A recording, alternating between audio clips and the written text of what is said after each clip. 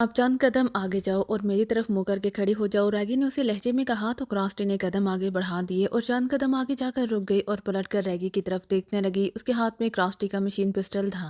अब इससे पहले कि तुम पर गोलियों की बौछार कर दूं, अपने बारे में बताओ कि तुम कौन हो, रैगी ने उसकी जानिब जहरीली नजरों से देखते हुए कहा। मेरा ताल्लुक भी कॉस्टन से है, मैं वहाँ ब्लैक सिंडिकेट में काम करती हूँ, क्रास्टी ने बात बनाते हुए कहा। गलत, बिल्कुल गलत। कॉस्टन के तमाम सिंडिकेट्स और जराइम पेशा अफराद के बारे में मैं बखूबी जानती हूँ। तुम्हारा ताल्लुक कॉस्टन से नहीं है, रैगी ने उसीले लहजे में कहा।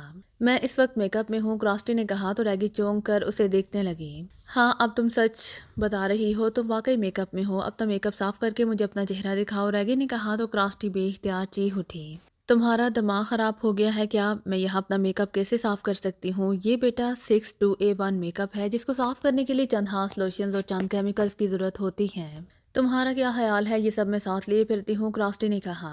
बहरहाल तुम जो कोई भी हो, तुम रेड कैट्स के बारे में बहुत कुछ जानती हो। तुम्हारे लड़ने का अंदाज भी खास था। तुम बेहद तरबियत याफ्ता हो और तुम जैसी लड़की हमारे लिए किसी भी वक्त खतरे का बायस बन सकती है, और मैं अपने और अपने सिंडिकेट के लिए ये रिस्क नहीं ले सकती, रैगी ने घबराते हुए कहा। मतलब? उसकी बात सुनकर क्रास्टी ने जैसे धड़कते दिल से कहा। मतलब तुम्हारी मौत, रैगी ने कहा। इससे पहले कि क्रास्टी कुछ समझती, रैगी ने यकलहत मशीन पिस्टल का ट्रैगर दबा दिया। तरतराहट की आवाज के साथ ही क्रास्टी के हलक से एक जोरदार चीख निकली और वो उछलकर दूर जा गिरी। उसे यकलहत यूं महसूस हुआ था जैसे उसके जिस्म में बेशुमार गर्म सलाहें सी उतर गई हों। उसने उठने की कोशिश की, मगर उसकी आंखों के सामने जैसे सुर्ख रंग से भर गया। फिर उसे यूं महसूस हुआ जैसे उसके जिस्म से जान निकलती जा रही हो। उसे अपने दिलो दिमाग में धमाके से होते हुए मालूम हुए, और इसके साथ ही वो साकत होती चली गई, शायद हमेशा हमेशा के लिए। इमरान को दानिश मंजिल के ऑपरेशन रूम में दाखिल होते देखकर ब्लैक जीरो बेइख्तियार उसके एहतराम में उठ खड़ा हुआ। बैठो, इमरान ने कहा। फिर वो जैसे थके थके अंदाज में अपनी मखसूस कुर्सी पर बैठ गया और ब्लैक जीरो भी बैठ गया। हैरियत, बड़े थके थके नजर आ रहे हो। सलामो दुआ के बाद ब्लैक जीरो ने इमरान की तरफ गौर से देखते हुए कहा, जिसके चेहरे पर वाकई संजीदगी के साथ थकावट के भी तासुरात नुमायां थे। एक कप गरम गरम चाय पिलाओ, फिर बात करेंगे, इमरान ने संजीदगी से कहा। तो ब्लैक जीरो ने इस बात में सर हिलाया और उठ खड़ा हुआ। फिर वो ऑपरेशन रूम से निकलकर दूसरे कमरे में चला गया जहाँ किचन था।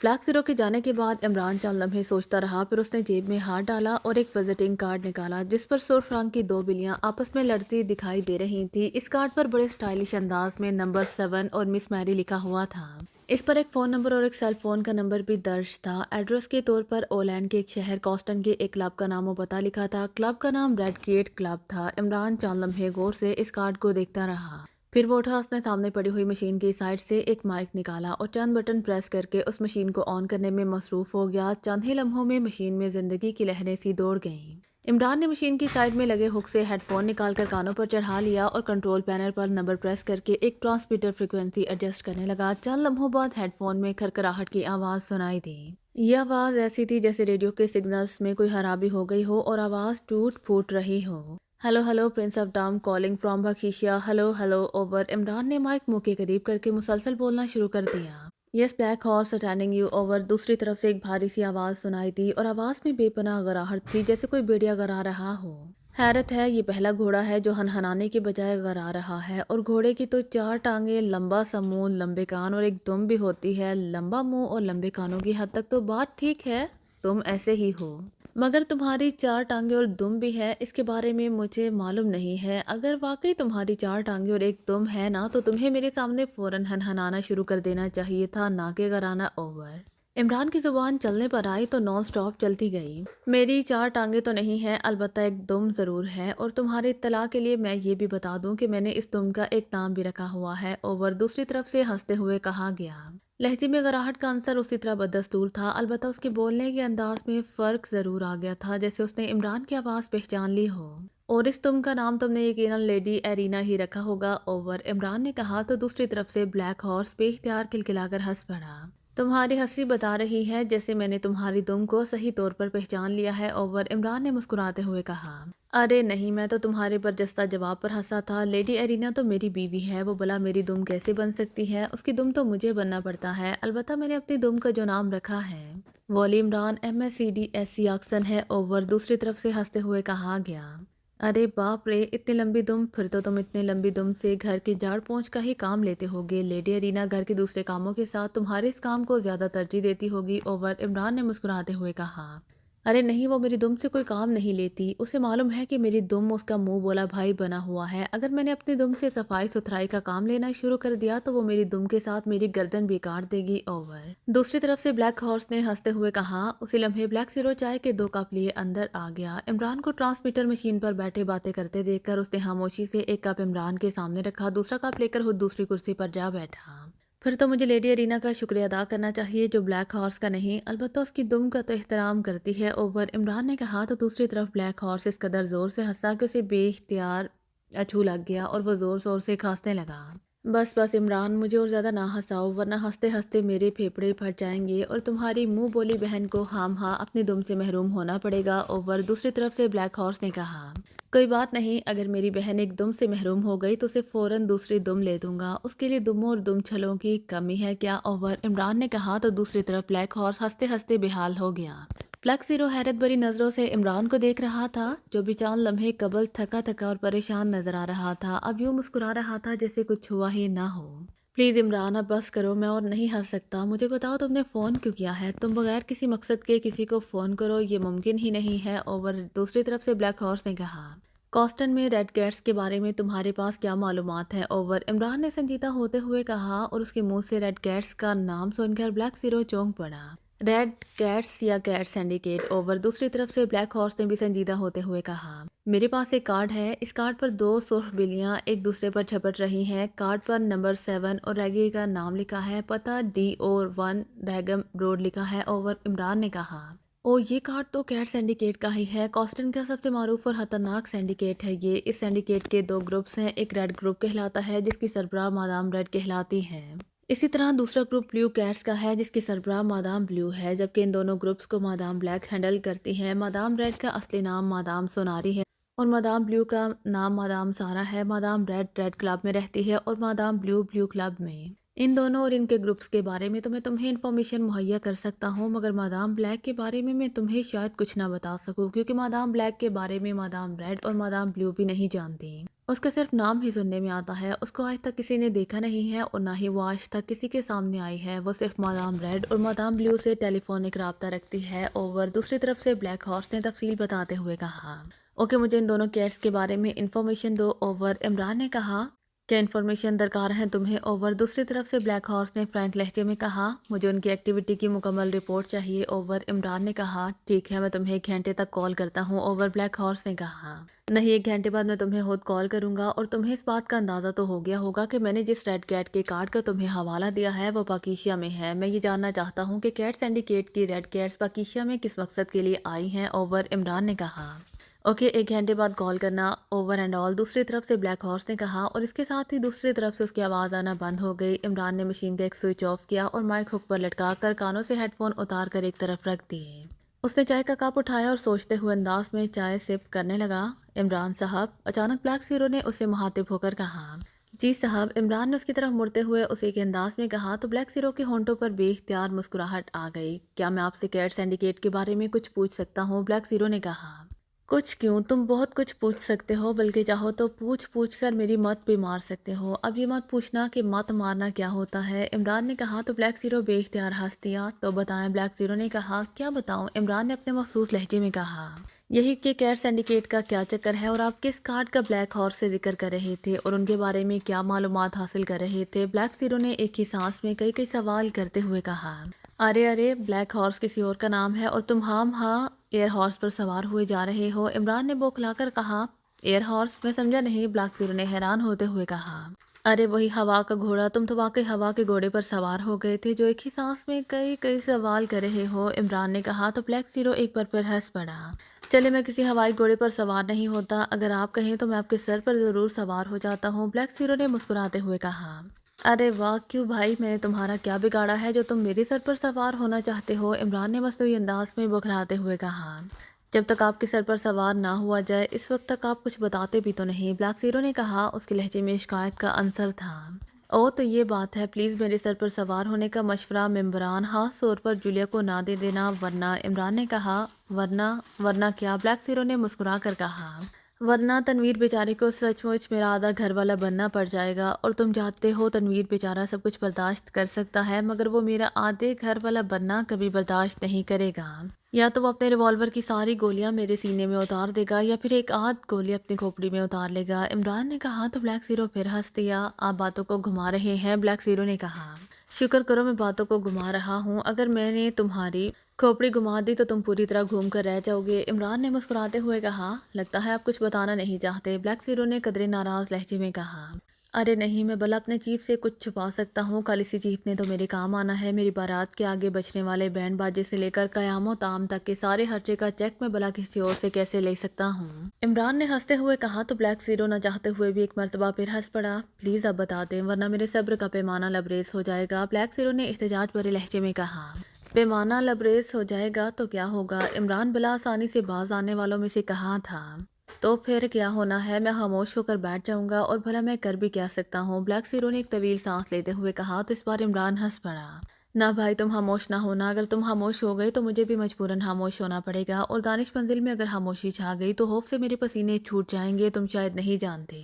خاموش ماحول کے خاموش پن سے مجھے بے حد خوف آتا ہے، عمران نے باقاعدہ خاموش اور خاموشی کی گردان کرتے ہوئے کہا۔ جیسے آپ کی مرضی، اب بھلا میں کیا کہہ سکتا ہوں؟ بلیک زیرو نے ایک اور طویل سانس لیتے ہوئے کہا۔ اچھا بھائی، ناراض کیوں ہوتے ہو؟ سنو، دل جگر بلکہ گردے اور وہ تمام تھام کر سنو، عمران نے وہ ایسے انداز میں کہا تو بلیک زیرو نہ چاہتے ہوئے بے اختیار ہنس پڑا۔ عمران نے جیب سے ریگی کا کارڈ نکال کر بلیک زیرو کی طرف بڑھا دیا۔ بلیک زیرو غور سے اس کارڈ کو دیکھنے لگا۔ یہ کیٹ سینڈیکیٹ کے ریڈ گروپ کی ایک کیٹ کا کارڈ ہے، عمران نے کہا۔ کہاں سے ملا ہے یہ کارڈ آپ کو؟ بلیک زیرو نے پوچھا۔ لیرک کمرشل پلازا کے ایک فلیٹ سے، عمران نے کہا۔ وہاں آپ کیا کرنے گئے تھے؟ بلیک زیرو نے پوچھا۔ مجھے وہاں میرے ایک درینہ دوست سان ڈیکوزا نے بلایا تھا، عمران نے کہا۔ سان ڈیکوزا؟ یہ سان ڈیکوزا وہی ہے نا جس کا تعلق جرائم پیشہ افراد سے ہے؟ یہ بلا آپ کے دوستوں میں سے کب سے شمار ہونے لگا؟ بلیک زیرو نے حیران ہو کر کہا۔ فورن کنٹریز سے بعض اوقات انڈر ورلڈ سے معلومات حاصل کرنے کے لیے ایسے افراد سے راہ و رسم رکھنے ہی پڑتے ہیں۔ سان ڈیکوزا کا تعلق انہی افراد میں سے ہے جو خاص طور پر مجھے غیر ممالک میں ہونے والے ایسے جرائم کے بارے میں رپورٹس مہیا کرتے ہیں جن کا تعلق پاکیزا سے ہو۔ یہ تو تم جانتے ہو کہ پاکیزا میں موجود دہشت گرد تنظیموں اور اسمگلروں کو ہر طرح کا اسلحہ اور منشیات انڈر ورلڈ ذرائع سے پہنچائی جاتی ہیں۔ اسی لیے میں نے ان ممالک میں سان ڈیکوزا جیسے افراد چن رکھے ہیں جو پاکیزا میں اسلحہ اور منشیات پہنچانے کے ذرائع کے بارے میں تفصیلات دیتے ہیں، اور میں ایسے معاملات زیادہ تر سپر فیاض تک پہنچا دیتا ہوں جو ان اسمگلروں اور منشیات فروشوں کو رنگے ہاتھوں پکڑ کر ان سے لمبی لمبی رقمیں بٹورتا ہے، اور اس کی بٹوری ہوئی رقموں میں سے کچھ نہ کچھ حصہ مجھے بھی مل جاتا ہے، جسے سلیمان بیچارہ میرے فلیٹ کا چولہا جلاتا ہے۔ یہ الگ بات ہے کہ چولہا جتنا مرضی جلے، اس پر پکتی ماش کی دال ہی ہے جو میرا معدہ چوپٹ کرنے کے لیے کافی ہوتی ہے۔ بات کرتے کرتے عمران ایک بار پھر پٹری سے اتر گیا تھا۔ آپ سان ڈیکوزا کے بارے میں بتا رہے تھے، بلیک زیرو نے اسے یاد دلاتے ہوئے کہا۔ سان ڈیکوزا کے پاس ایک اہم خبر تھی جسے وہ مجھ تک پہنچانے کے لیے پاکیزا پہنچ گیا تھا۔ اس کے خیال کے تحت وہ ایک بڑی خبر تھی جسے مجھ تک پہنچا کر وہ مجھ سے حتی رقم حاصل کر سکتا تھا۔ بہرحال وہ کوسٹن سے خفیہ طور پر پاکیزا پہنچا تھا۔ اگر وہ سینڈیکیٹ کی نظروں میں آ گیا تو وہ ایک لمحے میں اسے ہلاک کر دیا جائے گا۔ سان ڈیکوزا نے یہاں آتے ہی ایک کمرشل پلازا میں ایک فلیٹ کرائے پر حاصل کر لیا تھا، اور پھر ایک سرفرے میجر کا روپ دھار لیا تھا تاکہ سرفرا ہونے کی وجہ سے کوئی اس پر زیادہ توجہ نہ دے سکے۔ بہرحال سان ڈیکوزا 2 روز تک خاموش رہا، پھر اس نے مجھے فلیٹ میں فون کیا اور مجھے اپنے پاس بلایا کہ اس کے پاس ایک اہم چیز اور بہت بڑی خبر ہے جس کے بدلے میں وہ مجھ سے $1 کروڑ لے گا۔ سان ڈیکوزا مجھے پہلے بھی انفارمیشن دیتا رہتا تھا، اور اس کی انفارمیشن ہمیشہ درست ثابت ہوئی تھی۔ اس کی انفارمیشن پر نہ صرف سپر فیاض نے منشیات کی کئی بڑی بڑی سپلائیاں پکڑی تھیں بلکہ کئی اسلحہ اسمگلروں کو خطرناک اسلحے سمیت گرفتار بھی کر لیا تھا۔ اس کے پاکیزا میں آ کر خاص طور پر مجھے ہم اطلاع دینے کا مطلب تھا کہ اس کے پاس واقعی کوئی بہت بڑی اطلاع تھی، چنانچہ میں اس سے ملنے فلیٹ سے نکل کھڑا ہوا۔ سان ڈیکوزا نے واقعی زبردست میک اپ کر رکھا تھا، اور اس نے خود کو ایک سنکی ریٹائرڈ میجر کے روپ میں بھی ڈھال رکھا تھا، جس کی وجہ سے واقعی کسی کو اس پر شک نہیں ہو سکتا تھا کہ وہ کوسٹن کے ایک کلب کا جرائم پیشہ بےتاج بادشاہ ہے۔ وہ مجھے اپنے فلیٹ میں لے گیا۔ وہ مجھے ہم خبر سنانے سے پہلے کوئی خاص چیز دکھانا چاہتا تھا۔ اس نے مجھے ڈرائنگ روم میں بٹھایا اور خود اندرونی کمرے میں چلا گیا۔ مجھے بھی وہاں بیٹھے ہوئے چند ہی لمحے ہوئے ہوں گے کہ اچانک مجھے ایک تیز اور ناگوار سی بو محسوس ہوئی۔ اس سے پہلے کہ میں سنبھلتا اور سانس روکتا، اس بو نے میرے ذہن پر اپنے پنجے گاڑ دیے اور میں وہیں بے ہوش ہو گیا۔ جب مجھے ہوش آیا تو میں اسی فلیٹ میں موجود تھا، البتہ فلیٹ کا نقشہ بدلا ہوا تھا۔ میرے کچھ فاصلے پر کراسٹی گری پڑی تھی، وہ بے حد زخمی تھی۔ 2 گولیاں اس کے کاندھوں میں لگی تھیں، 2 ٹانگوں میں، اور ایک گولی اس کی پیٹ میں لگی تھی۔ اسے اس حالت میں دیکھ کر میں پریشان ہو گیا۔ میں نے اس کی تشویشناک حالت دیکھ کر ٹائیگر کو بلایا اور کراسٹی کو فوراً فاروقی ہسپتال میں بھیج دیا۔ کراسٹی کو ہسپتال بھجوانے کے بعد میں دوسرے کمرے میں گیا تو مجھے وہاں سان ڈیکوزا کی لاش پڑی دکھائی دی۔ سان ڈیکوزا کے جسم پر کسی زخم کا کوئی نشان نہیں تھا۔ میں نے اسے چیک کیا تو مجھے معلوم ہوا کہ وہ دم گھٹنے کی وجہ سے ہلاک ہوا ہے۔ سان ڈیکوزا بے تحاشا شراب پینے کا عادی تھا۔ مجھے بخوبی یاد تھا کہ جب میں بے ہوش ہوا تھا تو میں نے وہاں جس تیز بو کو محسوس کیا تھا وہ میگ آرگیسٹوما گیس تھی، جو اس قدر زود اثر ہوتی ہے کہ اس بو کو محسوس کرتے ہی بے انتہا قوت ارادے کا مالک بھی ایک لمحے میں بے ہوش ہو جاتا ہے۔ میرے ساتھ بھی یہی ہوا تھا، البتہ اس گیس نے سان ڈیکوزا پر الٹا اثر کیا تھا۔ اس گیس سے بجائے وہ بے ہوش ہونے کے ہلاک ہو گیا تھا۔ سیک آرگیسٹوما گیس بے تحاشا شراب پینے والوں اور خراب پھیپھڑوں والے انسانوں پر گہرا اثر کرتی ہے۔ بے تحاشا شراب پینے سے شاید سان ڈیکوزا کے پھیپھڑے بری طرح سے متاثر تھے، اس لیے وہ فوراً ہلاک ہو گیا تھا۔ میں اس کی ہلاکت پر بے حد پریشان تھا، کیونکہ وہ جو چیز اہم خبر میرے لیے لے کر آیا تھا اس کے بارے میں مجھے کچھ بھی علم نہیں ہو سکا تھا۔ اس کے علاوہ کراسٹی کا وہاں زخمی حالت میں موجود ہونا میری پریشانی میں اضافہ کر رہا تھا کہ کراسٹی وہاں کیوں اور کیسے آ گئی تھی اور اسے گولیاں مار کر کس نے زخمی کیا تھا۔ میں نے فلیٹ کی حالت دیکھ کر اندازہ لگا لیا تھا کہ وہاں باقاعدہ فائٹ کی گئی تھی۔ پھر جب مجھے ایک صوفے کے پاس ریڈ کیٹ کا ایک مخصوص کارڈ ملا تو مجھے اندازہ ہو گیا کہ وہاں ریڈ کیٹس نے حملہ کیا تھا۔ انہوں نے ہی فلیٹ میں بے ہوش کرنے والی گیس پھیلائی تھی، جس سے تو میں بے ہوش ہو گیا تھا جبکہ سان ڈیکوزا ہلاک ہو گیا تھا۔ اور انہی کیٹس کے چکر میں کراسٹی شاید وہاں تک آ گئی تھی۔ اس کی ان کیٹس سے باقاعدہ جنگ ہوئی ہوگی اور کیٹس کراسٹی کو گولیاں مار کر فرار ہو گئی ہوں گی۔ کیٹس غالباً سان ڈیکوزا کے پیچھے ہی آئی تھیں اور سان ڈیکوزا میرے لیے جو چیز لایا تھا وہ کیٹس اپنے ساتھ لے جانے میں کامیاب ہو گئی تھیں۔ عمران مسلسل بولتا چلا گیا۔ آپ کہہ رہے ہیں کہ سان ڈیکوزا پچھلے 2 روز سے چھپا ہوا تھا۔ اگر ان 2 روز میں کیٹس اس تک نہیں پہنچ سکی تھی تو پھر وہ اس وقت وہاں کیسے پہنچ گئی جب آپ سان ڈیکوزا کے پاس تھے؟ بلیک زیرو نے حیران ہوتے ہوئے کہا۔ حالات سے تو یہی اندازہ ہوتا ہے کہ کیٹس میرے ذریعے اس تک پہنچی تھی، عمران نے کہا تو بلیک زیرو چونک پڑا۔ آپ کے ذریعے؟ میں سمجھا نہیں، بلیک زیرو نے کہا۔ سان ڈیکوزا نے مجھے اپنے پاس آنے کے لیے خاص طور پر میک اپ کرنے کے لیے کہا تھا۔ اس نے کہا تھا کہ اس کی جان خطرے میں ہے، اس کے دشمن میرے ذریعے اس تک پہنچ سکتے ہیں۔ میں نے اس کی بات پر کوئی خاص توجہ نہیں دی تھی، لیکن اب مجھے لگ رہا ہے کہ کیٹ سینڈیکیٹ کو اس بات کا علم تھا کہ سان ڈیکوزا پاکیشیا میں مجھ سے ملنے آیا ہے۔ وہ 2 روز تک اسے تلاش نہیں کر سکی تھی، اسی لیے لامحالہ وہ میری نگرانی کر رہی ہوں گی اور واقعی میرے ذریعے اس تک پہنچ گئی ہوں گی، عمران نے کہا۔ حیرت ہے، اگر کیٹس نے آپ کا تعاقب کیا تھا تو کیا وہ آپ کو ان کے تعاقب کا علم نہیں ہوا تھا؟ بلیک زیرو نے کہا۔ یہ جدید دور ہے پیارے کالے صفر، اب پرانے طریقوں کی طرح باقاعدہ تعاقب نہیں کیا جاتا۔ یہ سائنس کا زمانہ ہے، اب تعاقب کے لیے جدید اور سائنسی آلات سے کام لیا جاتا ہے۔ ممکن ہے کیٹس نے ایسے ہی کسی سائنسی طریقے سے مجھے قابو کیا ہو، عمران نے کہا۔ آپ کا کیا خیال ہے کراسٹی وہاں کیوں آئی ہوگی؟ بلیک زیرو نے کہا۔ اس کا تعلق جرائم کی دنیا سے تھا، ہو سکتا ہے وہ ان کیٹس کو پہچانتی ہو اور ان کے پیچھے فلیٹ میں آ گئی ہو، باقی اس کے ہوش میں آنے کے بعد ہی پتہ چلے گا کہ معاملہ کیا تھا، عمران نے اپنا ذاتی خیال پیش کرتے ہوئے کہا۔ آپ ذاتی طور پر کیٹ سینڈیکیٹ کے بارے میں کیا جانتے ہیں؟ بلیک زیرو نے پوچھا۔ یہ سینڈیکیٹ عام طور پر منشیات کا دھندا کرتا ہے۔ ان کے بارے میں مشہور ہے کہ یہ عام منشیات کے بجائے خاص طور پر اپنے بنائے ہوئے ڈرگز کا دھندا کرتی ہیں، ایسے ڈرگز جن کا نام البدل کوئی نہیں ہوتا، عمران نے کہا۔ او، پھر تو وہ نئے سے نئے ڈرگز کے لیے باقاعدہ ریسرچ کرتی ہوں گی اور اس کے لیے ہو سکتا ہے انہوں نے کوسٹن میں کوئی ذاتی لیبارٹری بھی بنا رکھی ہو جہاں وہ نئے ڈرگز ایجاد کرتی ہوں، بلیک زیرو نے کہا۔ ہو سکتا ہے نہیں، اس کے لیے انہوں نے باقاعدہ لیبارٹری بنائی ہوئی ہے، عمران نے کہا۔ کیا آپ کو یقین ہے کہ ریڈ گروپ صرف یہاں سان ڈیکوزا کے پیچھے ہی آیا ہوگا؟ بلیک زیرو نے کہا۔ نہیں، میری چھٹی حس کسی بڑے خطرے کی نشاندہی کر رہی ہے، اسی لیے تو میں نے او لینڈ کے ایک باخبر آدمی سے رابطہ کیا ہے۔ بلیک ہارس او لینڈ میں ایک ایسی تنظیم کا سربراہ ہے جسے کوسٹن کے جرائم پیشہ افراد کے بارے میں ہر طرح کی معلومات رہتی ہیں، یہاں تک کہ کیٹ سینڈیکیٹ میں بھی اس کی کوئی نہ کوئی رکن شامل ہوگی جو اسے کیٹ سینڈیکیٹ کی کارروائیوں کی تفصیل سے باخبر رکھتی ہوگی۔ اگر ایسا نہ ہوتا تو بلیک ہارس 1 گھنٹے میں مجھے ان کے بارے میں انفارمیشن دینے کی حامی کبھی نہ بھرتا، عمران نے کہا۔ عمران صاحب، کیا بلیک ہارس کی انفارمیشن آنے تک آپ یہیں ہاتھ پہ ہاتھ دھرے بیٹھے رہیں گے؟ بلیک زیرو نے کہا۔ کیا مطلب، کیا کہنا چاہتے ہو؟ عمران نے اس کی طرف غور سے دیکھتے ہوئے کہا۔ آپ کے پاس ریڈ کیٹ گروپ کا کارڈ ہے، جس بات کا واضح ثبوت ہے کہ ریڈ کیٹ گروپ پاکیشیا میں موجود ہے۔ یہ گروپ صرف سان ڈیکوزا کے پیچھے آیا تھا یا اس کا یہاں آنے کا مقصد کچھ اور ہے؟ میرا خیال ہے کہ ہمیں ممبران کو فوراً اس کی تلاش میں لگا دینا چاہیے، ہو سکتا ہے ریڈ کیٹ کے کوئی ممبر ہمارے قابو آ جائے اور ہمیں بلیک ہارس سے زیادہ ان کے بارے میں معلومات مل جائے، بلیک زیرو نے کہا تو عمران بے اختیار ہنس پڑا۔ کیا مجھے احمق سمجھتے ہو تم؟ عمران نے مسکرا کر کہا۔ او، آپ کی مسکراہٹ بتا رہی ہے کہ آپ یہ کام پہلے ہی کر چکے ہیں، بلیک زیرو نے چونکتے ہوئے کہا۔ ہاں، میں نے واش ٹرانسمیٹر پر جولیا کو بطور ایکس 2 بریف کر دیا تھا، وہ سب ان کی تلاش میں لگ گئے ہیں، عمران نے کہا۔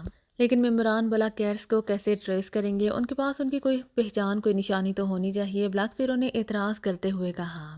کیٹس گروپ کے بارے میں ایک پہچان تو میں بہرحال جانتا ہوں، عمران نے کہا۔ कौन सी पहचान? ब्लैक ज़ीरो ने पूछा। जो कार्ड तुम्हारे हाथ में है, इस पर दो सुर्ख बिल्लियां एक दूसरे पर झपट रही हैं। कैट सिंडिकेट के दो ग्रुप हैं, एक रेड और एक ब्लू। दोनों ग्रुप्स अपने लिबासों पर इन निशानों को ज़रूर रखते हैं।